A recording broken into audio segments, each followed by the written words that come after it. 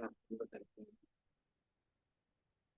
नमो हरिहंकार, नमो सिद्धारम, नमो माये ज्ञानम, नमो वज्राय, नमो सर्वेशा। करिएगा भाभी। नमे श्री वर्धमानाय निर्धूतकलिलात्मने सालोकानां त्रिलोकानां यद्विद्यादर्पणाय ते देशयामि समीचीनं धर्मं कर्म निभरणं संसार दुःखतसत्त्वान् यो धरे उत्तमे सुखे सद्दृष्टि ज्ञानवृत्तानि धर्मं धर्मेश्वराविदु यदि ये प्रत्यनीकानि भवन्ति भवपद्धति श्रद्धानां परमार्थानाम् आप्त आगम तपोभृतां त्रिमूढापोढमष्टाङ्गं सम्यग् दर्शनमस्मयम् आप्तेनो छिन्न दोषेण सर्वज्ञनागमेशिना भवितव्यं नियोगेन नान्यथा तथा भवेत् क्षुत्पिपासा जरातङ्क जन्मान्तक भय स्मया न रागद्वेषमोहाश्च यस्य पश्च प्रकीर्तते परमेष्ठी परं ज्योति विरागो विमलाकृति सर्वज्ञो अनादिमध्यान्त सर्वशास्तोपलाल्यते अनात्मार्थ विना रागे शास्त्री सतोहितं ध्वननन शिल्पी करस्पर्शान् मुरझ किमपेक्षते आप्तोपज्ञमनुलङ्घ्यं द्रष्टेष्ट विरोधकम् तत्त्वोपदेशकृत सार्वं शास्त्रं कापथघट्टनं विषयाशावशातीतो निरारंभो अपरिग्रह ज्ञान ध्यान तपो रक्त तपस्वी स प्रशस्यते। बोलो पंच परमेष्टि भगवंतों की जय।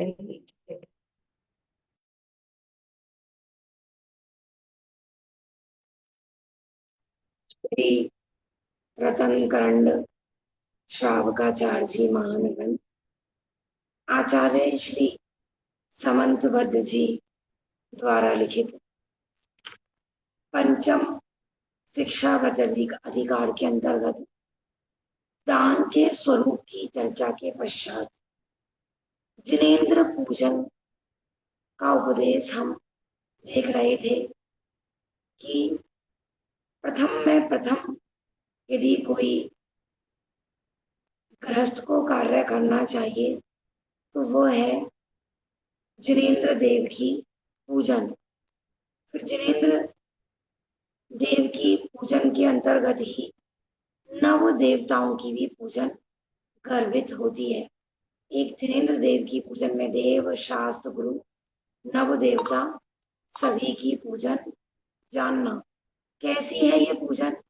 समस्त दुखों का अभाव करने वाली, काम आदि कषाय का अभाव करने वाली और मनोवांछित को पूर्ण करने वाली ऐसी जिनेन्द्र भगवान की पूजन है।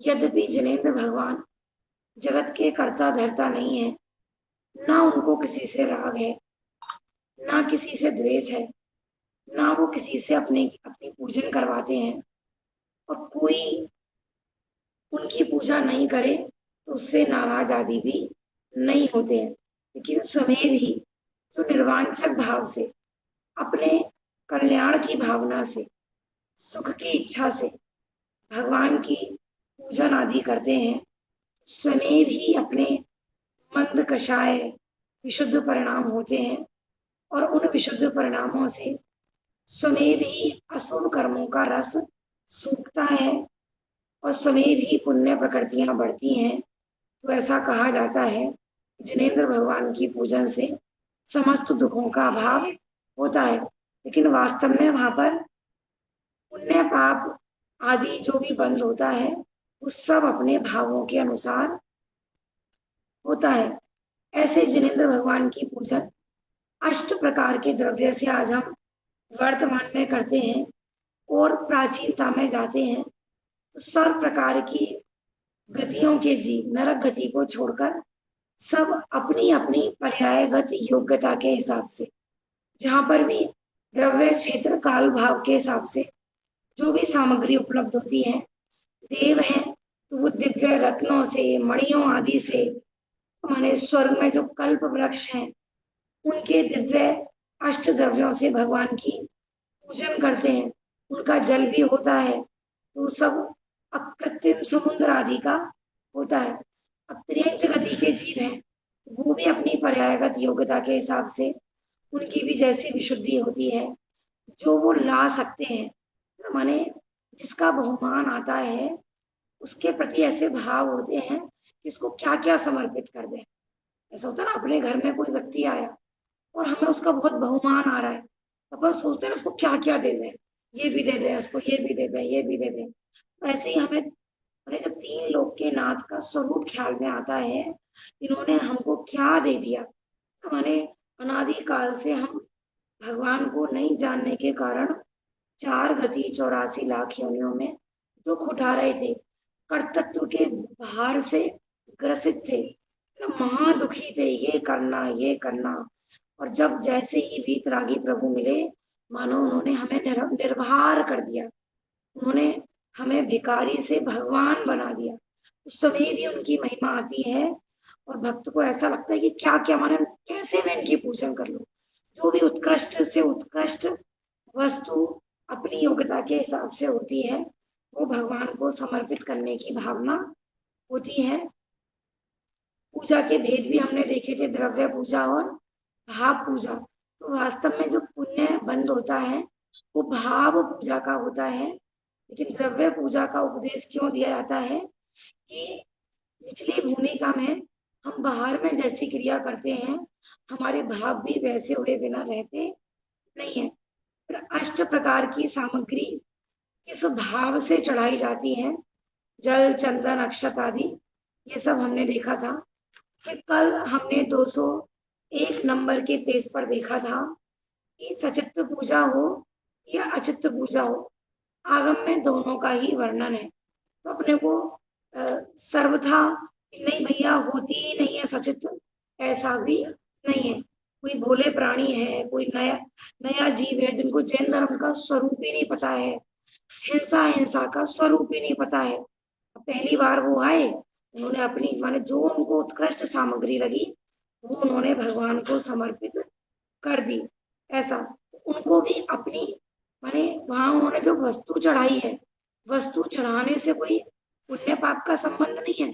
वहां उनको जो भगवान का बहुमान आया, वीतरागी का बहुमान आया और बहुमान में उन्होंने उसको चढ़ाया, उनकी जो कषाय मंद हुई, परिणामों में विशुद्धि हुई, फल उसका लगता है। पढ़ना एक शायद पुण्य आश्रम कथा कोश अथवा आराधना कथा कोश में भी एक कहानी आती है कि मेरी पत्नी जिंदा हो गई तो हे मुनिराज मैं आपके चरणों में सहस्त्र दल 1000 दल वाला कमल चढ़ाऊंगा। ऐसे ऐसे भी जीव हुए हैं। अब जैसे उसकी पत्नी का जहर उतरा और वो कहीं माने बहुत दूर लंबा रास्ता तय करके कहीं पर उसने 1000 दल वाला फूल ढूंढा और भगवान को वो समर्पित करने के लिए। तो ऐसे ऐसे जीव मानो वो जन्म से जैन कुल में पैदा नहीं हुए हैं, उनको पता ही नहीं है कि भाई कि भी फूल में जीव होते हैं, किस माने क्या चीज चढ़ानी चाहिए। आता है जनवाणी में तो अपने को दोनों चीज स्वीकार करनी चाहिए। आज भी कोई ऐसा जीव है और माने उसको कोई ज्ञान नहीं है, बहुमान में मानो वो इस बहाने मंदिर जा रहा है या फिर कोई विशुद्धि उसकी बढ़ रही है, बाकी उसको कोई ज्यादा स्वाध्याय भी नहीं है, तत्वों का ज्ञान भी नहीं है, तो कोई करता भी है तो अपने को ज्यादा खींचातानी नहीं करनी चाहिए। आज वो आएगा पहली बार तो कल अपन धीरे धीरे जब उसको संबोधन करेंगे, उसको जैन धर्म का स्वरूप बताएंगे, तब वो धीरे धीरे अपने आप ही सही मार्ग उसको मिल जाएगा। क्योंकि अपने को दोनों बात समझनी है, किसी को थोड़े मार्ग में संतुष्ट भी नहीं करना है, अपूर्ण मार्ग में। क्योंकि माने ऊपरी ऊपरी करने से अपने को जैन धर्म का मर्म समझ में नहीं आएगा। ठीक है ना, कषाय तो मंद हो जाएंगी। मोक्षा प्रकाशक में ऐसे जीवों को जैसे ठीक है भोले वाले हैं, मंद कषाय से पुण्य बांध रहे हैं, ज्यादा ज्ञान नहीं है, तो स्वर्ग तो वो चले जाते हैं, लेकिन मोक्ष मार्ग का प्रारंभ नहीं होगा। तो इसलिए हमें किसी को अपूर्ण में संतुष्ट भी नहीं करना है। ठीक है ना, पहली बार आया ठीक है कोई चीज, है ना, धीरे धीरे मन, अब लेकिन जब वो धर्म में लग गया और तब भी हम उसको सही स्वरूप नहीं बताएं तो भी गलत है। माने जैसे स्वाध्याय की भी बात आती है ना, तो बहुत लोगों को लगता है सरल सरल, माने ऊपरी ऊपरी कहानी आदि बता दें। जब तक वस्तु स्वरूप क्लियर नहीं होगा ना, धर्म का मर्म समझ में आने वाला नहीं है।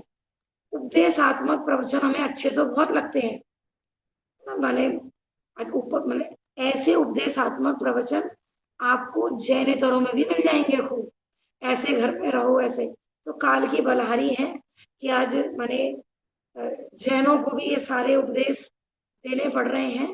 बाकी जब तक वस्तु स्वरूप नहीं समझेंगे, क्योंकि हम घर में अच्छे से भी रहने लगे, खूब अच्छा व्यवहार करने लगे, किसी को गाली आदि भी नहीं दे रहे हैं, बस शांति से खाना बना रहे हैं, तो भैया ये इसमें क्या है? ऐसा तो अनंत बार किया है अपन ने, ऐसे तो मंद कसाय से एक जैनेतर भी रह रहा है। धर्म का मर्म जब तक समझ में नहीं आएगा, जब तक हम स्वाध्याय में मेहनत नहीं करेंगे। ऐसा नहीं है कि भैया मैं ऊपरी ऊपरी, आज बहुत अच्छा लगा क्योंकि आज बहुत कहानी किस्से आए, आज घरेलू दृष्टांत बहुत आए, एक मजबूरी होती है। ठीक है कि भाई, लेकिन जब तक हम अपना डीप स्वाध्याय हम मेहनत करें, पूरा घबराए नहीं, ये तो कठिन है, अब तो भैया कर्णानुग का स्वाध्याय चल रहा है, ये हमें समझ में नहीं आएगा। जब हम लौकिक में इतनी मेहनत करते हैं, और आज बच्चे बच्चियों को ऐसे स्कूल में पढ़ाते हैं जो सबसे कठिन से कठिन पढ़ाई हो, बच्चा रात दिन तो दिन, रात में भी चैन से सोता नहीं है। वहां तो हम विचार नहीं करते हैं कि भैया एक तो वैसे ही बच्चों की बुद्धि कम है और आजकल रोगी शरीर है, तो अपन इन पे पढ़ाई का इतना बर्डन क्यों डालें, इनको साधारण से स्कूल में पढ़ा लें, पुण्य होगा तो अपने आप कमा लेंगे। वह हम विचार नहीं करते हैं कि जब स्वाध्याय की बात आती है तो भैया सरल सरल, बस ऊपरी ऊपरी, ऐसे काम नहीं चलेगा। ठीक है ना, नए जीव हो निषेध नहीं है प्राथमिक भूमिका में, लेकिन भैया टाइम देना पड़ेगा। ऐसे नहीं है कि पूरा 23 घंटे तो दिए हमने घर को, और एक खाना पूर्ति के लिए 1 घंटा बस, ठीक है भाई अपन स्वाध्याय भी करते हैं तो हम तो डेली, तो ऐसा नहीं। डीप स्वाध्याय जब तक गहरे पानी नहीं उतरेंगे, रत्न मिलने वाले नहीं है। ऊपर ऊपर तैर के आ गए कि कहीं नहीं, झूठ लिखा है भैया महापुरुषों ने कि समुद्र में रत्न होते हैं, हमको तो मिले ही नहीं। तो ऐसे धर्म करके सुख होता है कि किसको भाषित होगा कि जो डीप स्वाध्याय करेंगे, तब तक सुख मिलने वाला नहीं है, वो भारी लगता रहेगा, दिन गिनते रहेंगे। आज कौन सा दिन हो गया दशक्षण का, कौन सा दिन हो गया आज, अब तो बस 6 दिन के बचे हैं ना, वो भार लगता रहेगा, माने अपन निर्भर नहीं हो पाएंगे। धर्म माने सुख, और सुख माने धर्म। ऐसा जब तक धर्म के नाम पर डर लगता रहेगा, भय लगता रहेगा, संयम से डरते रहेंगे, तप से डरते रहेंगे, जीवन में शांति सहजता नहीं आ रही है, तब तक धर्म होने वाला नहीं है। क्यों लिया हमने ये विषय कि कभी सचित्त के नाम पर झगड़ रहे हैं, कभी अचित्त के नाम पे झगड़ रहे हैं, अपन परिणामों की विशुद्धि नहीं देखते किसी भी चीज की। ऐसा ठीक है ना, निषेध नहीं है किसी भी चीज का, कि कौन सी भूमिका का जीव है। जैसे कल भी बात आई थी ना, नई जनरेशन है, बहू है, बच्चे हैं, हम ये भी नहीं कि उनके पाप का ही पोषण करते रहो और वो पाप में लगे हुए कि हाँ तुम बहुत बढ़िया हो, आपकी तो मंद कषा है, आप मंदिर नहीं जाते हो बहुत अच्छा है, आप स्वाध्याय नहीं करते हो बहुत अच्छा है, क्योंकि स्वाध्यायी तो बहुत कषाय करते हैं, मंदिर जाने वाले तो लड़ते झगड़ते हैं। ऐसे संतुष्ट भी नहीं करना है किसी चीज को। क्यों? क्योंकि जो घर में शांति से रह रहा है लेकिन विषय भोगों को स्वच्छंद होके भोग रहा है, वो भी कोई मंद कषाय नहीं है, वो भी तीव्र कषाय है। जब अपन बार बार बोलते हैं ना, क्योंकि कषाय सिर्फ हमको क्रोध ही कषाय दिखती है, हमें लोभ कषाय नहीं दिखती है। ये विषय भोगों की वांछा, रात दिन जो इच्छाएं बैठी रहती हैं, माने सबसे अंत में लिखी है लोभ कषाय, और सबसे अंत में जाती है लोभ पाप को बाप बकाना। आज उत्तम सौच धर्म की पूजन किए ना, सर्व कसाय के अभाव में पवित्रता आती है। पर हम लोगों को बस जो गुस्सा कर दे ना वो तो लगता है तीव्र कषाय, और बाकी किसी मानी तीव्र हो, माया तीव्र हो, लोभ तीव्र हो, वो हमको कषाय दिखते ही नहीं है। वो सब ऐसे लगता है कि सब स्वर्ग जाएंगे। लेकिन माने क्रोध कसाय में ना, क्रोध करने वाले को भी ऐसा लगता है कि मैं कुछ गलत कर रहा हूँ, मुझे ये नहीं करनी चाहिए। लेकिन मान माया और लोभ करने वालों को लगता ही नहीं है कि हम कुछ गलत कर रहे हैं। ऐसा तो ये समझना कि आजकल ऐसा बहुत चलता है कि हम तो भी ना मंदिर जाते हैं ना स्वाध्याय, क्योंकि हम तो मंद कषाई जीव हैं। तो देखो मंदिर में कितने झगड़े होते हैं। मंदिर तो अपन माने वहां जब तक धर्म का स्वरूप नहीं समझेंगे तो ऐसे ही मानते रहेंगे जो गुस्सा कर रहा है वो तीव्र कषाई, और जो घर में शांति से माने एसी में बैठा है वो मंद कषाई। जब तक स्वाध्याय नहीं करेंगे तो हमको क्या तीव्र कषाय है क्या मंद कषाय है समझ में आने वाली नहीं है। तो 202 पेज पे आज अपन आगे बढ़ते हैं थोड़ा। सचित्त पूजन निषेध। देखो पहले दोनों चीज बताई कि आगम में सचित्त पूजन भी आई है और अचित्त पूजन में भी आई है, लेकिन सचित्त पूजन का निषेध क्यों कर रहे हैं अब आगे बता रहे हैं, पढ़िएगा। मैं पढ़ रही थी। हाँ जी। पढ़ूं? सचित हाँ पूजन जी। निषेध। यहाँ ऐसा विशेष जानना, इस दुखम काल में विकलत्रय जीवों की उत्पत्ति बहुत है। फूलों में 2 इंद्रिय, 3 इंद्रिय, 4 इंद्रिय, 5 इंद्रिय, त्रस जीव प्रकट नेत्रों से दिखने वाले दौड़ते दिखाई पड़ते हैं। फूल के पत्तों को झड़कार के देखिए तो हजारों जीव फिरते दौड़ते दिखाई देते हैं। फूलों फूलों में त्रस जीव तो बहुत होते ही हैं, तथा बादर निगोदिया जीव अनंत होते हैं। चैत्र माह में तथा वर्षा ऋतु में त्रस जीव बहुत उत्पन्न होते हैं। इसीलिए जो ज्ञानी हैं, धर्म बुद्धि वाले हैं, वे तो सभी धर्म के कार्य यत्नाचार से करते हैं, करना चाहिए। जिस प्रकार जीवों की विराधना न होवे, उस प्रकार करना चाहिए। फूलों के धोने में दौड़ते हुए त्रस जीवों की बहुत हिंसा होती है। इसमें हिंसा तो बहुत है, तथा परिणामों की विशुद्धता थोड़ी है। इसलिए पक्षपात छोड़कर जिनेन्द्र के कहे अहिंसा धर्म को ग्रहण करके जितना कार्य करो, उतना यत्नाचार रूप होकर जीवों की विराधना टालकर करो। इस कली काल में लोग भगवान का कहा न्याय विभाग तो समझते नहीं हैं, तथा शास्त्रों में लिखा है उस कथनी को न्याय विभाग से जानते नहीं हैं, तथा अपनी कल्पना से ही पक्ष ग्रहण करके चाहे जैसे प्रवर्तते हैं। बोल्ड अक्षरों में लिखी है, आज कली काल में जितने भी झगड़े हो रहे हैं क्यों हो रहे हैं कि नए विभाग को नहीं समझ रहे हैं। जो सचित्त पूजन करते हैं वो भी आगम का ही रेफरेंस देखते हैं। देखो 500 वर्ष पुराने ग्रंथों में लिखा है कि भगवान की पूजन फूलों से अपन कर सकते हैं, लेकिन वो कब किसके लिए लिखा था? बाल बुद्धि वालों के लिए लिखा था, धर्म बुद्धि वालों के लिए लिखा था, बालकों के लिए लिखा था कि पुरुषों के लिए लिखा था, वो हमने नहीं समझा ना। लौकिक में तो अपन इतना होशियार हैं कि कोई इशारा भी करे तो सब समझ जाते हैं, लेकिन धर्म में हम मात्र शब्दों को ही पकड़ के बैठ जाते हैं। इसे अपन बीच बीच में बार बार कहते हैं कि आपने कुछ भी प्रश्न पूछा उसमें शब्द नहीं पकड़ना, स्वयं का ज्ञान विवेक लगाना और नए विभाग लगाना। चिन्वाणी का एक भी वाक्य बिना नए के ग्रहण नहीं करना। ऐसा तो आप माने, क्योंकि आप डॉक्टर के जाओगे, ठीक है ना। अब डॉक्टर के मानो बुखार का पेशेंट आया तो माने पेशेंट ने देखा भाई इनकी ये वाली शीशी रखी रहती है, इसने हमने दे दी। अब दोबारा गया किसी माने अपने घर के दूसरे मेंबर को देखकर, उसको भी सेम बुखार था, डॉक्टर ने वही वाली वो रेड वाली गोली दे दी। पहले देखते होगे ना, छोटी छोटी दुकानें होती थी डॉक्टर की, वो रेड रेड गोलियां आती थी, सबको वो देते थे। अब चौथी बार जब गए देखा वहां डॉक्टर तो था नहीं, और बुखार के पेशेंट को लेकर गए थे, लेकिन वो बुखार अब कुछ दूसरी बीमारी का बुखार था। और हमने उठा के उसकी दुकान से कि भाई यही तो देगा, चलो अपन डॉक्टर नहीं है अपन बोल देंगे अभी रेड गोली लेकर चलते हैं, और हमने वो खा ली। क्या होगा? ये बीमारी क्या है? बुखार। ये सारे बुखार एक जैसे नहीं होते हैं, कोई गर्मी का बुखार होता है, कोई सर्दी का बुखार होता है, किसी को टीबी की बीमारी है, उसके कारण बुखार आ रहा है, किसी को कैंसर की बीमारी है, उसके कारण बुखार आ रहा है। बुखार सारे एक जैसे नहीं होते हैं।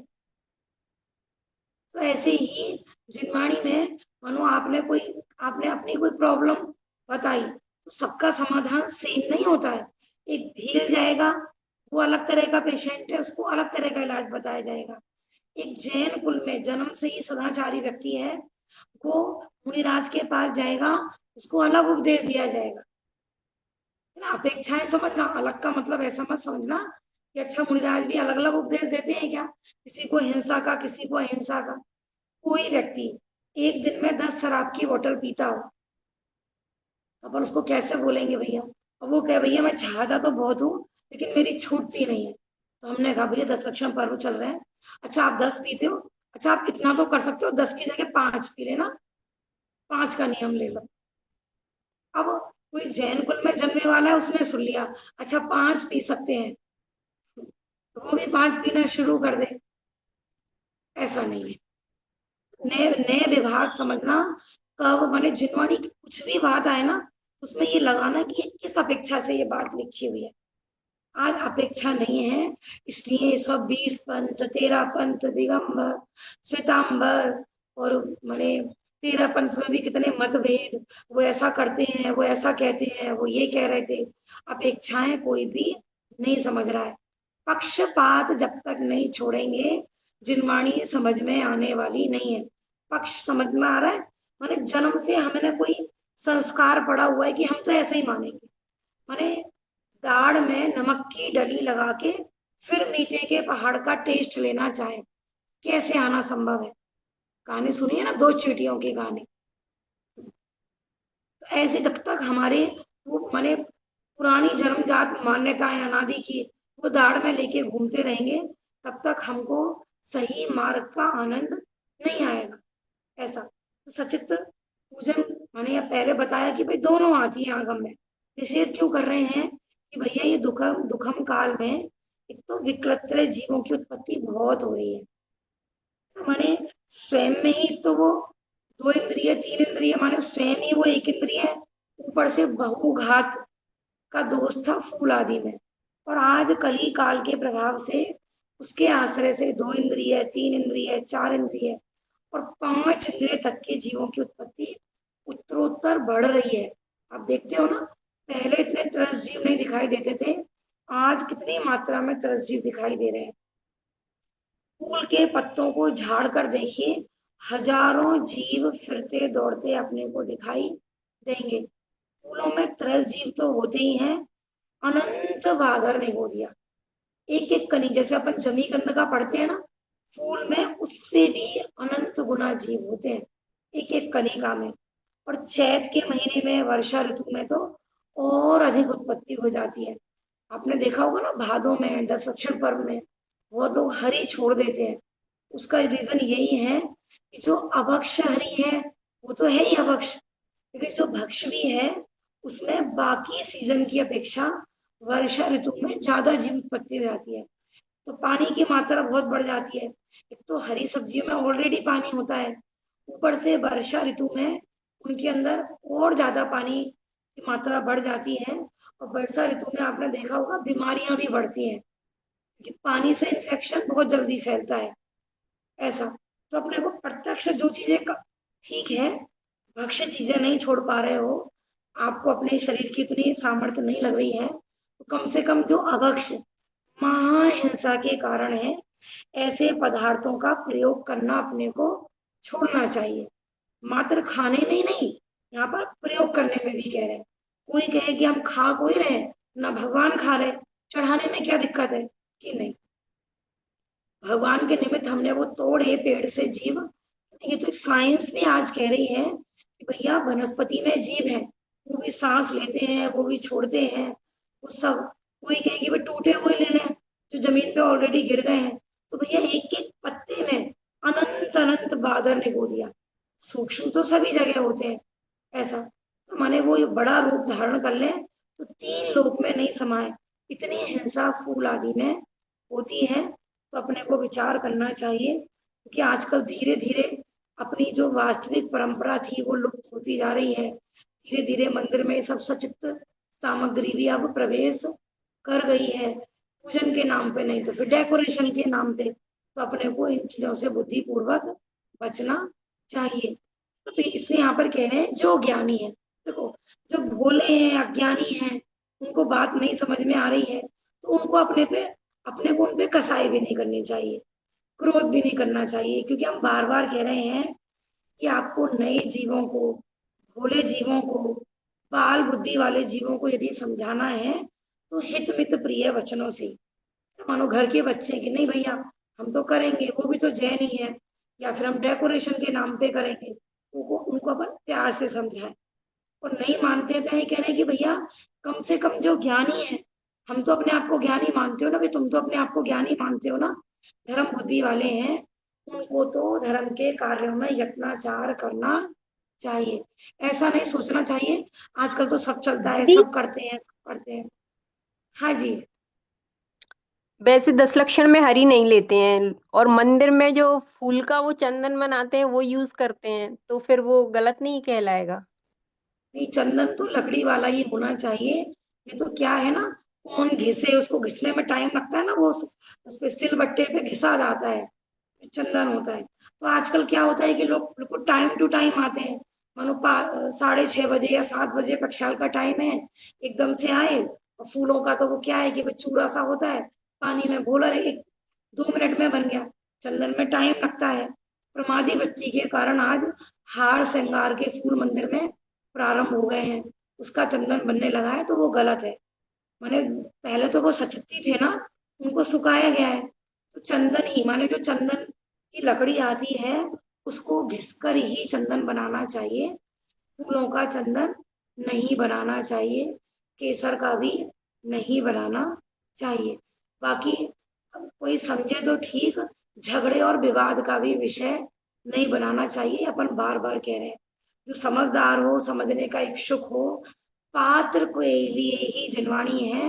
जो जो नहीं है पात्र उनको अपन जबरदस्ती पिलाएंगे तो फिर वो जनवाणी की अभिनय करेंगे। तो अपने को कोई समझदार दिखता है, सुनने के योग्य लगता है तो उसको बता दो भैया, है ना। समाज में अपना अपन ऐसे पद पे हैं कि भाई हमारे कारण कोई गलत परंपरा मंदिर में रुक सकती है। तो सबसे बड़ी बात ये है कि आज के टाइम में ना समझाते तो सब है, बहुत लोगों का कहना है प्रवचन तो सब देते हैं और काम करने के लिए कोई आगे नहीं आता है। इन चीजों में हम प्रारंभ करें, मानो हम जाके वहां पे घिस चलो भैया, आज से ये फूल प्रयोग नहीं करेंगे, हम चंदन घिसवाएंगे, हम जिम्मेदारी लेते हैं। तो कोई जिम्मेदारी लेगा ना तो ही अच्छे कार्य की परंपरा प्रारंभ हो सकती है। अब हमने सामने वाले को टोका, हम स्वयं जा भी नहीं रहे मंदिर, हम जा रहे हैं 9-9 10-10 बजे सोकर उठकर, वो बेचारा कोई 5 बजे आ रहा है और हम उनसे कहें भैया आप पानी ठीक से नहीं छानते हो, आप अच्छे से नहीं करते हो, और हम स्वयं कुछ भी करने के लिए तैयार नहीं है, तो वो तो यही बोलेगा ना कि आके करो ना, फिर करो भैया। ऐसा हमारे पास तो नहीं है टाइम, हम तो 10 मिनट में करके, क्योंकि हमें तो भाई जॉब पे जाना है, अपने काम पे जाना है। इसमें यही है कि यदि हम पूरी सजगता से कर रहे हैं, कहते हैं ना स्वयं परमात्मा होकर सिखाया वीर ने हमको, हम स्वयं तो वो चीज फॉलो नहीं करें और कोरा उपदेश उपदेश दें तो भी सामने वाला समझता नहीं है। इसलिए स्वयं करके दिखाएं तो अच्छी परंपराएं प्रारंभ हो सकती हैं, ऐसा। ठीक है ना। और व्यक्ति मानते भी उसी के हैं जिसके जीवन में स्वयं होता है। आप जाओ वहां पे चंदन घिसो, करो, इस तरीके से ही ठीक है। अपने को नए विभाग समझना है, धर्म को लड़ाई झगड़े का विषय नहीं बनाना है। हो सकता है कोई जीव है उसको ज्ञान नहीं है, उसको देखो अन्यथा मत लेना, मानो उसकी मंद कषाय है, अच्छी विशुद्धि है, तो भले ही उसने उस चीज का प्रयोग किया है तो पुण्य बांध लेगा, उसकी चिंता नहीं करना। वो जो हिंसा की चीजें की हैं उसका भी दोष लगता है, लेकिन मंद कसाय से पुण्य बनता है, ऐसे जीवों को स्वर्ग मिल जाएगा। और जो प्रमादी हैं, मंद कसाई भी नहीं है, पूरा उपदेश उपदेश दे रहे हैं, जीवन में कुछ नहीं उतार रहे हैं, उनको टोडर मल जी ने निर्भय पापी कहा है। मंद कषाय वाले को, जिसको भले ही वो स्वाध्याय नहीं है, भले ही वो बुद्धू है, उसको मूर्ख धर्मात्मा कहा है, लेकिन फिर भी वो स्वर्ग का अधिकारी है। और जो स्वच्छंदी हैं बस विषय भोगों में लगे हुए हैं, ना तो माने धर्म के कार्यों को बिल्कुल हेय कह देते हैं, पूरा पूरा सिर्फ ज्ञान ज्ञान करो, तो भी माने उसको पापी शब्द संबोधन किया है, पढ़ लेना मोक्ष मार्ग प्रकाशक में। इसलिए रोग किसी को हम टोक रहे हैं ना, तो स्वयं करके दिखाएं, टोकने की आवश्यकता ही नहीं पड़ेगी, वो अपने आप फॉलो कर लेगा, भाई चलो ये कर रहे हैं तो ऐसा हो सकता है, ऐसा माने हमारे उचित व्यवहार से ही सही परंपरा प्रारंभ हो सकती है। 203 पेज पर देखते हैं, रात्रि देखना, पूजन। एक मिनट देखना। हाँ हाँ जी अगर हाँ फिर जी। ये अष्टद्रव जब बनाते हैं तो उसमें भी तो फिर वही चंदन यूज कर लेते हैं, तो फिर उसकी जगह कैसे यूज करना चाहिए? जो लकड़ी वाला चंदन आता है ना, लकड़ियां आती है सूखी हुई, अच्छा अच्छा, उसका चंदन चूरा। की चंदन की लकड़ी आती है, उसको सिल पर घिसा जाता है, पानी डाल डाल के थोड़ा थोड़ा, उससे वो बनाया जाता अच्छा, है, जिसको जिससे चावल पीले किए जाते हैं और वो गोले की चटक पीली की जाती है, वो उससे होता है। ठीक है ऐसा ठीक। पर यहाँ तो मंदिरों में सब जगह वही रखा रहता है, गुलाबा फूलों का ही। वो तेजी से ना अभी इतनी हिरास हुआ है ना, कि अब सब बिल्कुल माने सब कुछ जल्दी करना होता है, इस कारण ये परंपरा प्रारंभ हुई है। आज से आप माने थोड़ा सा बस 20-30 वर्ष पहले जाओगे, सब जगह चंदन ही घिसा जाता था, खुशबू भी आती थी मंदिर में एंट्री करते ही, कि हाँ भाई मंदिर में चंदन घिसा जा रहा है, और उसकी माने आवाज भी आती थी बट्टे पर घिसने की। लेकिन अब धीरे धीरे बहुत शीघ्रता से कि फटाफट वो पैकेट आते हैं बने बनाए, और फटाफट से घोले, तो अपन ला के रखे मंदिर में, है ना। चंदन की शुद्ध लकड़ी महंगी भी होती है, और वो फूल सस्ते से आते भी हैं, इस कारण भी कि भी चलो माने सस्ते हैं, चंदन की लकड़ी महंगी आएगी, तो इस कारण भी बहुत लोग उसको प्रयोग करने लगे हैं। तो अपन ला के रखें, और अब माने पुरुष है तो स्वयं से, बहने हैं तो घिसवाने की जिम्मेदारी रहे, अपने बेटे को सौंपे, बेटा तुम्हें करना है ये काम, हम आपको से उठाएंगे। ऐसा किसी का माइक ऑन है? हाँ जी, ठीक है। रात्रि पूजन का देखते हैं, कहीं कहीं आज कली काल के दोष से रात में भी पूजन दिखाई देती है, तो वो पढ़िएगा अंतिम भाग में। रात्रि पूजन निषेध।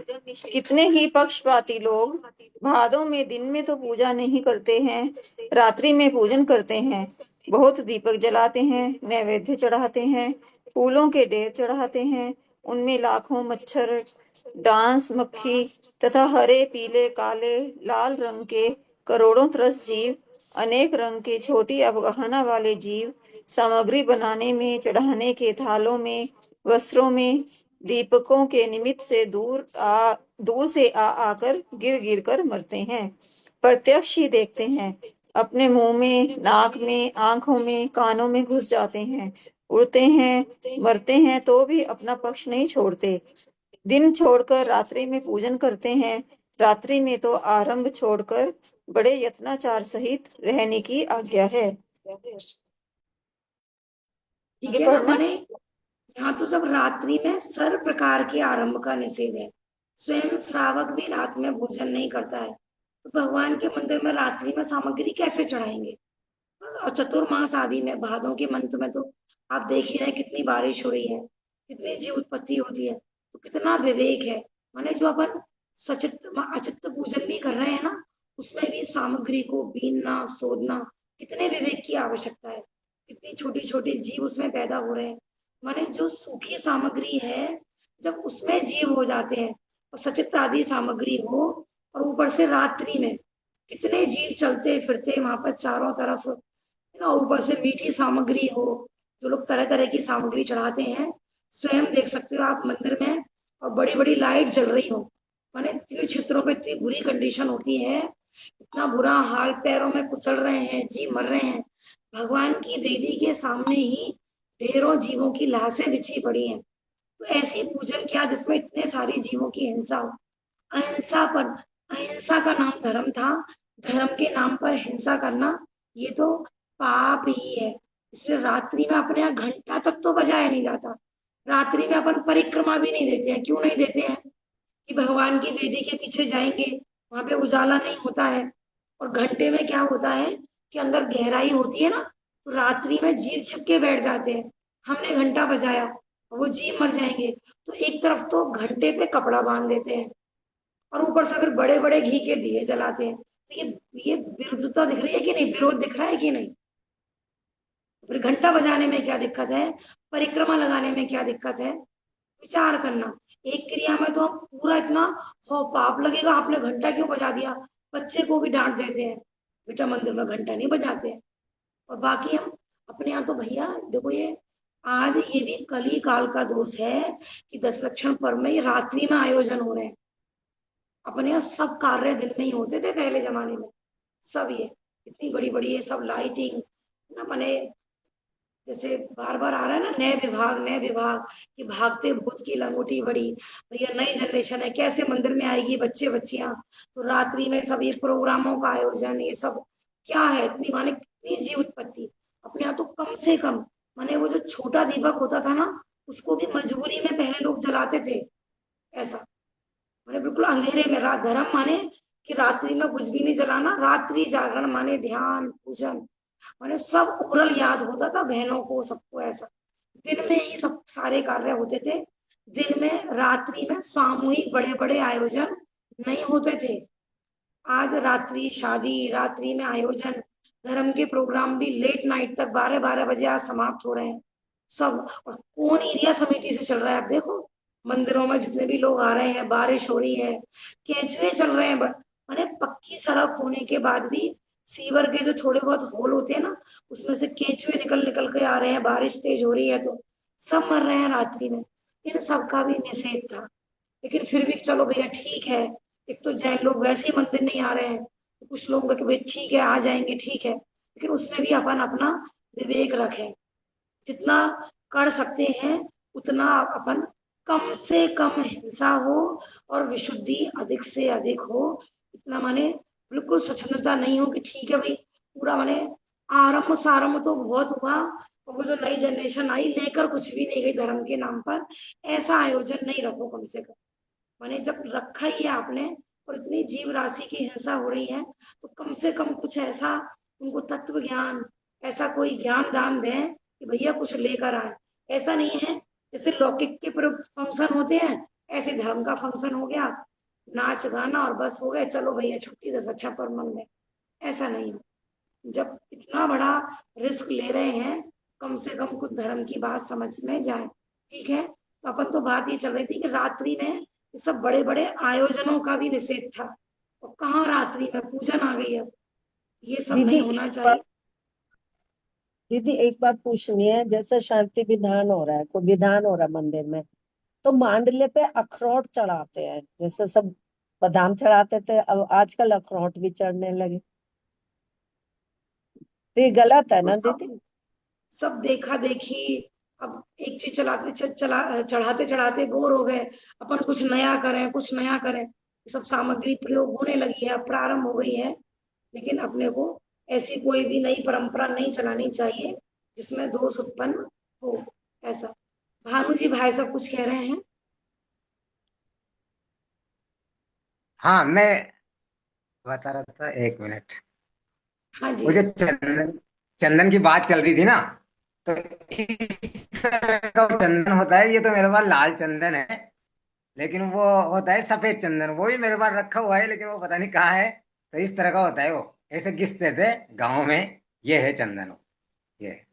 हाँ जी, ये चंदन की सूखी लकड़ी होती है, भाई साहब ने आपको दिखा भी दी। तो पहले मंदिरों में यही आती थी, अपन ने बचपन से यही देखा था। दीदी और अब धीरे दीदी प्योर दीदी प्योर कैसे मिलेगी? भाई साहब से पूछेगा कहाँ मिलेगी, कैसे मिलती है प्योर, कैसे पता चलता है? तो कुछ जैसे हमें तो लौकी की सभी चीजें के यहाँ से खरीदनी, मिल जाएगी। अपन देखो नहीं वो मिलती वही है लोकल, मतलब, है सफेद चंदन का, वो मूठा नहीं मिलती है मूठा भाई दे दो साहब, प्योर चंदन का तो। प्योर नहीं मिलती है। उसमें ना खुशबू आती है ना वो घिसा नहीं नहीं, होता बिल्कुल है आप प्योर। मेरे पास किताबें रखी हुई है, तो तुम्हें ये तो उसमें खुशबू आती है अच्छी। वो बिल्कुल जो दीदी जी बोल रहे थे ना अभी, खुशबू की तो बता रहे ना मंदिर में एंट्री करते थे पहले सुबह सुबह, वेंट बाहर से खुशबू आनी प्रारंभ हो जाती थी, भाई चंदन घिसा जा सील रहा है। सील रखी रहती थी, सील पत्थर की सील और एक लकड़ी का टुकड़ा रखा रहता था, उसको घिसते हाँ थे। जी, और अब नई नई परंपराएं चल गई हैं। और ऐसा। हमने तो रात्रि का देश ना ये पहली बार देखा अब की बार। अब आज तक हमने रात को कभी अर्घ नहीं देखा। वो भजनपुरे में महाराज जी आए हुए रात को अर्घ चढ़वाते हैं, पहली बार देखा। आप किसको कहें? देखो इसमें यही है कि यदि हम स्वाध्याय करके अपना सही गलत का सही निर्णय करेंगे ना, तो कोई कोई भी चाहे हमको कितना भी गलत भ्रम आए तो हम भटकेंगे नहीं। ठीक है ना, कई बार लगता है नहीं वो बड़े हैं, वो समझा रहे हैं तो क्या दिक्कत है, इतने बड़े हैं क्या उनको ज्ञान नहीं होगा? नहीं, हम सही गलत का स्वयं स्वाध्याय करें, निर्णय करें। अब बात है सामने वाले की भी, उसको कैसे समझाएं? कोई समझदार हो तो भैया समझा दो, और अनसमझ को तो कोई पूरी दुनिया में कोई भी समझा सकता नहीं है। फिर भी यदि लेकिन हमारे अपनी कषाय तो बन जाती है कई बार। बार बार टोडरमल जी साहब यही कह रहे हैं, औरों को देख देख कर कसाई नहीं होना। है ना, काल का ही अपन ने बताया था ना, पंचम काल का स्वरूप, काल का ही माने सामने वाले की होनहार समझकर ही समता रखना। ठीक है ना, आपके अपन हित में प्रिय, देखो फर्स्ट स्टेप तो यही है कि यदि हमें दिख रहा है, क्योंकि एक बार पहली बार तो अपने को जो लोग समझदार है उनको कहना चाहिए कि भाई ये नहीं, इस तरह से सही परंपरा अपन प्रारंभ कर सकते हैं। कोई भी मानो कोई भी नए ऐसे जीव आए कि मंदिर में वो नई परंपरा शुरू कर रहे हैं और वो आगम अनुकूल नहीं है, तो जो मंदिर के पदाधिकारी हैं, एक बार तो हमको सावधान करना चाहिए। किसी ना माने कोई भी मीटिंग वगैरह होती है, ये कार्य नहीं होना चाहिए। हित में प्रिय वचनों से, कोई माने अशब्दों से वो गाली देकर या ऐसे नहीं, अच्छे वचनों से मान जाए तो ठीक, नहीं माने तो ठीक। समता रखनी है, कषाय नहीं करनी है, ऐसा। ठीक है ना, माने वो भूले हुए भगवान है, ऐसा विचार करके अपने को साम्य भाव रखना है। ठीक है, आगे बढ़ते हैं अपन। कल्पना बहन जी ने लौंग का चूरा बताया था, उसको भी अपन यूज कर सकते हैं चंदन की जगह। हाँ जी, लौंग को पीस के उसको भी प्रयोग कर सकते हैं, उसको धूप की जगह भी प्रयोग कर लेते हैं, पिसी हुई लौंग को। हाँ जी, पढ़िएगा भाभी जी। धर्म का स्वरूप तो बाह्य जीव दया तथा अंतरंग में राग द्वेष मोह का विजय रूप है। जहाँ जीव हिंसा है वहाँ धर्म नहीं है। जहाँ अभिमान के वश होकर एकांत के पक्ष को पकड़कर अपना पक्ष पोषण करने के लिए हिंसा का भय नहीं करते हैं, वहाँ धर्म नहीं है। कितने ही एकांती मंडल मांड कर 8 दिन 10 दिन तक रखते हैं। उस सामग्री में प्रत्यक्ष आंख से दिखाई देने वाले लट कीड़े घूमते हैं। फल आदि गल कर चलित रस को जाते हैं तथा नैवेद्य आदि की गंध से कीड़ों की लाइन लग जाती है। प्रभावना के लिए वहां अनेक मनुष्य आते हैं, उनके पैरों से खुंदकर मर जाते हैं। ऐसा प्रत्यक्ष देखते हुए भी अपने पक्ष के अभिमान के अंधकार से अंधे होकर नहीं देखते हैं। रात्रि की बासी सामग्री रखना महाहिंसा का कारण है। अनेक पुराणों में वे अनेक श्रावकाचारों में अरहंत की प्रतिमा की अष्टद्रव्यों से ही पूजन करने का उपदेश है। कहीं अरहंत के प्रतिबिंब के स्तवन का, वंदना का तथा कहीं अभिषेक का वर्णन है, किंतु प्रतिबिंब तदाकार होने से किसी ग्रंथ में भी स्थापना का वर्णन नहीं है। और अब इस कली काल में प्रतिमा विराजमान होने पर भी स्थापना को ही मुख्य कहते हैं। ठीक है ना, क्या कहना चाह रहे हैं यहाँ पे? मांडला मंडल माने मांडला। अब मानो हमने कुछ भी, आपने देखा होगा ना मांडले पे स्थापना वगैरह ये सब की जाती है, तो यही कह रहे हैं कि जब सामने भगवान विराजमान है, कल भी बात आई थी ना, जब सामने अनंत बिंब विराजमान है, तो लवंग आदि में, अखरोट में, जिस भी चावल में, लौंग में, वो सब स्थापना करने की कोई भी आवश्यकता नहीं है। फिर बहुत लोगों को इतना हट कि वही मुख्य है। इसमें भी अपन ठीक है, मानो कोई परंपरा प्रारंभ भी हो गई है, बंद नहीं हो पा रही है, बहुत ज्यादा रूढ़ी प्रारंभ हो गई है, तो अगर कोई नहीं भी कर रहा है तो उस माने ये नहीं कि बाबू उसके बिल्कुल विरोध में खड़े हो गए। आजकल क्या होता है, छोटी छोटी क्रियाओं को लेकर भी पूरा महाभारत जैसा माहौल बन जाता है, वो गलत है। अरे भैया इन्होंने तो बिना स्थापना के पूजन कर दी, इनको तो पाप लगेगा। ऐसा बिल्कुल भी नहीं है। दूसरा, मानो 10 दिन तक कोई एक माडला बना रहा। अब वो माडला कैसा था कि हमने चावल वगैरह धो के उससे बनाया था, और उस पर सचित्र गोले आदि चढ़ा दिए। आप सोचो 10 दिन में उनकी क्या हालत होने वाली। और वो 10 दिन से चढ़े हुए बासी हो गए। सब ये महा हिंसा का कारण है। 10 दिन तक वो चढ़े रहते हैं, और उनको 11वें 12वें कई जगह तो मैंने क्षमा वाणी तक उनको मांडले पे रखे हुए। एक बार मैंने आपको बताई भी थी, हमारे यहाँ भी ऐसा एक आयोजन हुआ था। 10 दिन तक पूरा ऐसा सुमेरु पर्वत जैसे बन गया कच्चे नारियल का। और जब गया मैंने, हमारा घर बिल्कुल मंदिर से लगा हुआ है, तो माली वगैरह मंदिर के अपन लोगों से बात करते रहते हैं। वो घर पर मेरे को दिखाने आए, बताओ कानू की मम्मी मैं इनका क्या करूं, ना मैं इनको खा सकता हूँ ना बेच सकता हूँ। वो अंदर से कोयले बन गए सारे पूरे माने। और आज तो फेंक भी नहीं सकते कहीं, सड़कों पे भैया कोई भी नहीं फेंकने देता कूड़ा। और उन्होंने कहीं दूर जाके वो बोरियों में भर भर के, लगभग 5-6 बोरी भर गई थी पूरा। और वो जाके कहीं पर वो जंगल वगैरह में मतलब पूरा कोयला बन चुके थे वो अंदर से पूरा। दीदी हरे पानी नारियल थे वाले, जूट वाले, जूट वाले। हाँ जी, हाँ जी, 10 दिन तक रखे रहे उस पे। और चतुर्मास का आजकल समय कुछ हो भरा गया, हुआ। आजकल कुछ फैशन हो गया, सब मंदिरों में चढ़ाते हैं। ऐसा, तो वो अपने को ना देखो, यहाँ बार बार अपन कह रहे हैं, यहाँ कोई बहुत लोग कहते हैं भैया नया धर्म कहाँ से ले आया, वो तो इतने बड़े हैं, वो तो चढ़वा रहे हैं, तुम गृहस्थी श्रावक कहाँ से ले आए, नई नई बातें। अरे भैया ये नई नई बातें नहीं है।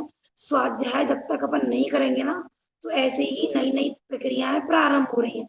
अपन विचार करो, पहले कहाँ चढ़ती थी ये सब चीजें मंदिर में, और आज हमारी स्वाध्याय नहीं है, तो कोई भी आके कोई भी नई परंपरा शुरू करता है, हम कुछ भी निषेध ही नहीं करते हैं, और हम भी शामिल हो जाते हैं। बाकी सब लोग कर रहे हैं तो हम भी कर लेते हैं। ऐसा नहीं, हमें सही माने सही गलत का पता होना चाहिए। तो मैंने हमने पूजन की, पैसा भी खर्च किया, खरीद कर भी लाए मंदिर से, और पता चला कि धर्म की जगह उल्टा धर्म हो रहा है, जीव राशि उत्पन्न हो रही है। एक तरफ तो हमने एकासन किया, 10 दिन उपवास किए, हमने हरि का भी त्याग करे रखा।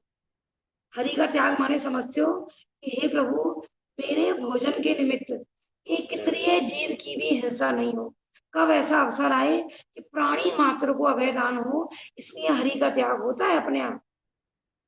ये तो हरि में क्या दोष है, आपको जिनवाणी में तो लिखा है ना, घिया तोरे केला खाना सब भक्ष है, तो भैया क्यों छोड़ते हो 10 लक्षण में। तो कहाँ तो हम इतनी सूक्ष्म हिंसा के बारे में विचार कर रहे हैं, और काम धर्म के नाम पर बड़ी बड़ी हिंसा कर रहे हैं। तो विचार करना, कोई भी आके आजकल क्या है ना, बस एक बिजनेस हो गया कि भैया इसने बोली ली है, उसके परिवार वाले से कुछ क्रिया करवाएं, तभी तो वो पैसे निकालेगा। भाई उसको सौदर मित्र बनाया है, उसको इंद्र बनाया है, तो एक तरीके से ये माने कि वो उस माने उसको भी लगे कि हाँ भैया मैंने पैसे दिए ना, तो समाज में मतलब लोगों ने मेरे परिवार को देखा, मेरा फोटो खींचेगा। ये सब अभिमानियों का मान पुष्ट करने के लिए ये सब नई नई प्रक्रियाएं, ये चढ़ाओ ये चढ़ाओ ये चढ़ाओ, ये सब प्रारंभ हुआ है। चढ़ाने का निषेध नहीं है, कम से कम उसमें ज्ञान विवेक रखो, कहीं वो क्रिया उल्टा धर्म की जगह अधर्म की क्रिया तो नहीं है। जय जय क्रिया तन वो है ना कुधर्म, छेड़ाला में है ना एक श्लोक, थी वो कुधर्म की क्रिया, और हमने उनको धर्म की क्रिया मान ली। ऐसा नहीं होना चाहिए। यहाँ कोई मैंने पक्ष छोड़कर बिल्कुल मैंने दीदी ऐसा नहीं क्रिया सोचना, जानो कुधर्म। जय जय क्रिया जानो कुधर्म। जिन जिन क्रियाओं में हिंसा है वो धर्म की क्रिया कदापि नहीं हो सकती है। जब हमने ये लाइन समझ ली, अब जिन जिन कार्यों में हिंसा होगी, अब आप कहोगे ऐसा तो सभी चीज में हिंसा है। बहुत लोग ये वाला शब्द पहले यूज करते हैं। पानी छानेंगे भगवान के अभिषेक के लिए, उसमें भी हिंसा है। आप मंदिर के चावल लाओगे उनको धोगे, उनमें भी हिंसा है। तो या तो पूरा छोड़ना है लोगों को, या फिर पूरी हिंसा करनी है। तो भैया ऐसे आर पार का नहीं है, फिर तो 14 गुण स्थान ही खत्म हो जाएंगे कि या तो हम सीधा सिद्ध बनेंगे और या हम पापी रहेंगे। हमें धीरे धीरे ना हमें श्रावक बनना, ना हमें, ऐसे तो मुनिराज चलते हैं 4 हाथ भूमि देखकर, तो भी उनसे हिंसा हो जाती है। मुनिराज 46 दोष टालकर भोजन करते हैं ना, जिस भोजन को, उसमें भी आप आग करना नहीं होगी यदि केवल ज्ञान किए, लेंस से देखो ना, तो उसमें भी अनंत जीवों की हिंसा हुई है, उस भोजन में भी। केवल ज्ञान रूपी लेंस से देखो तो उसमें ऐसा। तो यदि द्रव्य हिंसा का त्याग मुख्य होता, कभी किसी को केवल ज्ञान नहीं होता। तो बात तो ये है द्रव्य कि द्रव्य द्रव्य भी बहुत थोड़े से पानी से धोए जाते हैं, यानी भर भर के डो के दो। ऐसा, तो अपने को जो शक्य हो वो करें, और अशक्य की श्रद्धा करें। जितना अपन कर सकते हैं करें, भावना यही भाव कि भैया सारी हिंसा छूट जाए। आगे पढ़िएगा। और इस जयपुर में संवत 1850 के वर्ष में अपने मन की कल्पना से किसी किसी ने नई स्थापना करने की प्रवृत्ति चलाई है। उनमें अरहंत, सिद्ध, आचार्य, उपाध्याय, साधु, जिनवानी, दश लक्षण धर्म, 16 कारण, रत्नत्रय, इन 9 की स्थापना करते हैं तथा ऐसा कहते हैं, जिसके सप्त व्यसन का त्याग, अन्याय का त्याग, अभक्ष का त्याग अभक्ष का त्याग हो, वह स्थापना सहित पूजन करे। जिसके सप्त व्यसन का, अन्याय का, अभक्ष का त्याग नहीं हो, वह स्थापना नहीं करे। स्थापना सहित पूजन तो सप्त व्यसन का, अन्याय का, अभक्ष का त्याग करने वाला ही करे। जिसके इनका त्याग नहीं हो, वह स्थापना किए बिना ही पूजन कर ले। स्थापना नहीं करे। स्त्रियों को यदि रंगीन वस्त्र पहनने हो तो स्थापना किए बिना ही पूजन करना कहते हैं। माने स्वयं से ही मन से लोगों ने अलग अलग प्रक्रिया अपना ली। आपने जैसा देखा होगा ना, आजकल थाली में भी ठीक है, किसी व्यक्ति विशेष ने अपने परिणामों की विशुद्धि के लिए मानो कि भैया ठीक है, ये स्थापना कर ली, ये स्थापना कर ली। लेकिन अब देखा देखी इतनी चलती है, इसने 24 कुंज रखे हैं तो मैं 28 रखूंगा, इसने 30 रखे हैं तो मैं 50 रखूंगा, मैं 108 रखूंगा। ऐसे नई नई तरीके से माने अरिहंत की स्थापना, माने पूरा समझ लो लाइन लग जाती है दो पूरी थाली के अंदर। ये अरिहंत की स्थापना है, ये सिद्ध की स्थापना है, ये 16 कर्ण की स्थापना। अपने हमने किसी व्यक्ति विशेष ने अपने परिणामों के अवलंबन के लिए ये किया हो, ठीक है, लेकिन अब दूसरा भी करे, उसको रूढ़ी बना देना, ऐसा कहीं भी जिनवाणी में नहीं आया है कि भाई ऐसा ही बनाओ, ये 3 कुंज लगाओ, ये बनाओ, ये बनाओ। आप देखो, ये जो पूजन वगैरह लिखी गई है, अब ये तो सब अभी लिखी गई है ना, 500 वर्ष के एवरेज में। इससे पहले तो पूजकों की कोई किताबें ही नहीं थी, कोई भी नहीं थी, सब सब ओरल चलता था। तब लोग कैसे करते थे? तो मुख्यतः था भावों की विशुद्धि। अब इसको जैसे बहुमान आया उस जीव ने, उस प्रकार से भगवान की स्वमेव भक्ति करके पूजन की। लेकिन उसको पक्ष और एक कुल की रीति मान के परंपरा नहीं बनाई रूढ़ी। आज वर्तमान में क्या हो रहा है, हर चीज की एक रूढ़ी बना दी जाती है।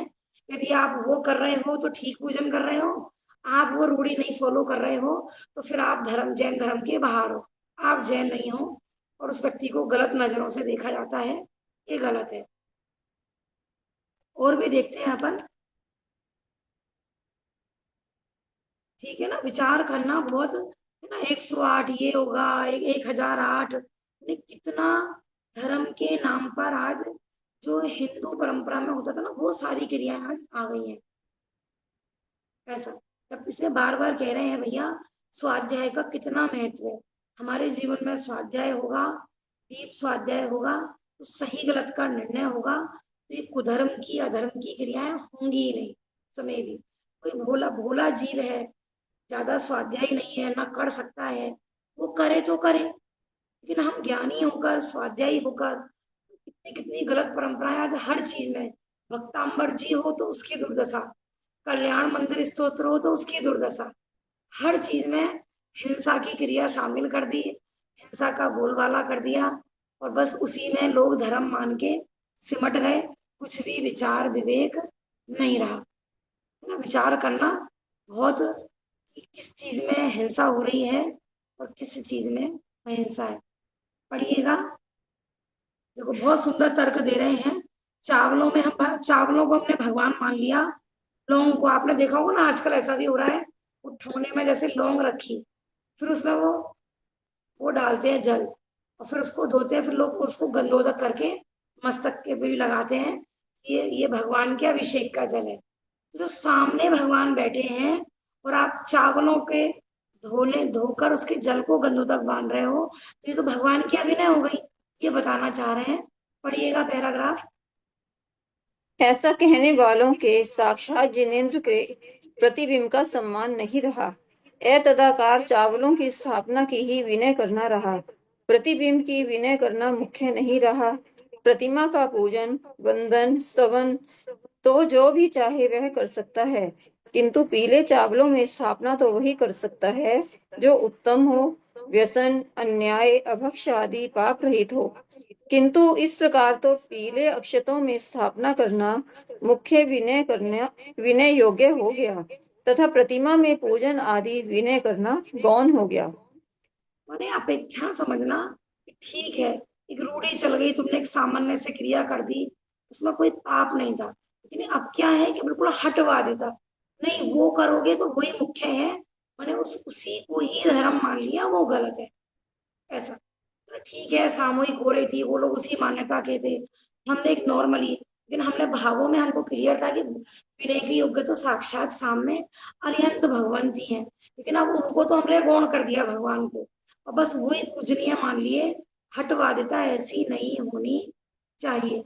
ऐसे बहुत चलता है, आपने नॉर्मल साड़ी पहन रखी है तो आप सूखे चावल से पूजन करो, और आपने धुली हुई पीली साड़ी पहनी है तो गीले से करो। अरे भैया, भगवान की तो हमेशा धुले तरफ से करनी चाहिए, और मंदिर में तो सभी के शुद्ध वस्त्र होने चाहिए। लेकिन हम, अब पता है उल्टा हो रहा है, विधान आदि में जो साड़ियां पहने जाती है ना, सब बिना धुली होती है। डेली की साड़ी तो धुल भी जाती है, वो तो धुल धुल के पहनते रहते हैं, लेकिन अब बड़े बड़े आयोजनों में जो साड़ियां महंगी महंगी पहनी जाती हैं, सब बिना धुली होती है, गोली। क्या शुद्धि रही बताओ आप अब।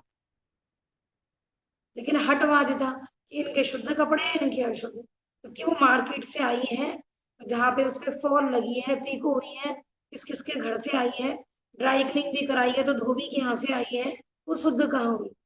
शुद्ध तो साड़ी तब होती है ना, आपने अपने स्वयं घर पे धोई होती है, आपने वो टच नहीं करी होती गलत अशुद्ध कपड़ों से। लेकिन बस एक रूढ़ी बना दी है, और कुछ भी, माने शुद्धि अशुद्धि का भी कुछ भी विवेक नहीं रहा आज के टाइम में।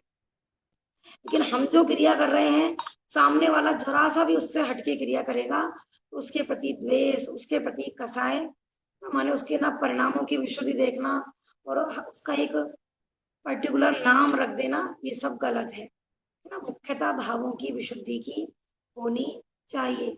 पक्षपाती और भी कहता है, पढ़िएगा। जिस तीर्थंकर की प्रतिमा हो, उनके आगे उन्हीं की पूजा, स्तुति, भक्ति करना चाहिए। अन्य तीर्थंकर की स्तुति भक्ति नहीं करना चाहिए। यदि अन्य तीर्थंकर की पूजा करना हो तो तंदुलों में अन्य तीर्थंकर की स्थापना करके पूजन स्तवन करना, ऐसा पक्षपात करते हैं। किसी की एक ही वेदी हो, सिर्फ एक ही भगवान हो मंदिर में, अब मानो महावीर भगवान हो, तो वो तो पूरी जिंदगी 23 तीर्थंकर की पूजन कर ही नहीं पाएगा फिर वो जीव तो। हम बार बार कह रहे हैं, अपने यहाँ नाम की पूजन होती ही नहीं है।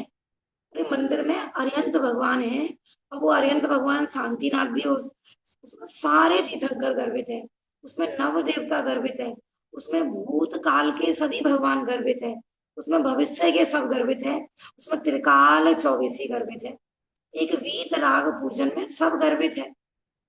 ऐसे हटवा देता नहीं कि भैया सामने पारसनाथ है तो उन्हीं की पूजन, अरे भैया अब शांतिनाथ भगवान की करनी है, अब शांतिनाथ भगवान तो है ही नहीं सामने, कैसे करें, तो पार्श्वनाथ भगवान की प्रतिमा की तो कर देते हैं गौण, उनकी तरफ तो देखेंगे भी नहीं, जैसे सामने भगवान है। अब क्या करा कि लौंग में शांतिनाथ भगवान बना लिए, अब उन्हीं की तरफ देखेंगे, उन्हीं को नमस्कार करेंगे, साक्षात जो वेदी में भगवान है उनकी इसमें अभिनय है। ऐसा, वरना हम आपके घर आए, ठीक है, आपने हमारे, मैंने अपनी 2 मित्र को इनवाइट किया अपने घर पे भोजन में, और एक आ गई एक नहीं आई, जो आई हैं बार बार उनसे ये पूछ रहे हैं वो नहीं आई, उनको नहीं लेकर आए, उनको नहीं, हमने बता दिया वो इस कारण है, अरे वो आते तो है, मैंने हम आए हैं, हमारी विनय तो हो नहीं रही, जो नहीं आए हैं बार बार आप उनकी पूछ रहे हो, कैसा लगेगा। तो साक्षात जो भगवान सामने विराजमान है उनकी पूजन तो हम कर नहीं रहे, और उनको इग्नोर करके हम दूसरे तीर्थंकर को मुख्य करके, माने हम इसका मतलब हमारे दिमाग में ना अभी वो नाम भेद ही पड़ा हुआ है, तीर्थंकरों में भी अंतर बैठे हुए हैं। ऐसा अपन देवशास गुरु की पूजन क्यों बताई थी भैया, उसमें सब गर्वित है, किसी के पास समय नहीं हो एक पूजन करनी है तो ज्यादा पूजन करो, मना नहीं है, विशेष भक्ति है, विशेष समय है, करो खूब, शांतिनाथ भगवान, पारसनाथ भगवान, 10 लक्षण पर्व चल रहे हैं, कम से कम खा रहे हो, कम से कम बना रहे हो, खूब टाइम धर्म में लगाओ, लेकिन हटवाद और पक्षपात नहीं होना चाहिए कि भैया आज तो मुनि शनिवार है और मुनि सुब्रतनाथ भगवान तो हमारे मंदिर में है ही नहीं, तो चलो भैया कहीं और जाके मुनि सुब्रतनाथ भगवान की पूजन करके आते हैं, ऐसा बिल्कुल भी नहीं है। हमारे सामने जो भगवान विराजमान है उसमें सब गर्वित है कि पूजन हम वीतरागता सर्वज्ञता की कर रहे हैं, हम नाम की नहीं कर रहे हैं। ऐसा ठीक है, बाकी की चर्चा पर कल करेंगे। जिनवानी हाँ जी, हाँ जी। जिनवानी माता दर्शन की बलिहारियां, प्रथम देव अरिहंत मनाऊं, गणधर जी को ध्याऊं, कुंद कुंद आचार्य हमारे तिनको शीश नवाऊं। जिनवानी माता दर्शन की बलिहारियां, योनि लाख 84 माही घोर महादुख पायो, ऐसी महिमा सुन कर माता शरण तुम्हारी आयो। जिनवानी माता दर्शन की बलिहारियां, जाने ताको शरणो लीनो, अष्टकरम शकीनो, जामन मरण मेट के माता मोक्ष महापद दीनो। जिनवानी माता दर्शन की बलिहारियां, ठाड़ो सेवक अर्ज करत है हे जिनवाणी माता, द्वादशांग 14 पूरब का कर दो हमको ज्ञाता। जिनवाणी माता दर्शन की बलिहारियां।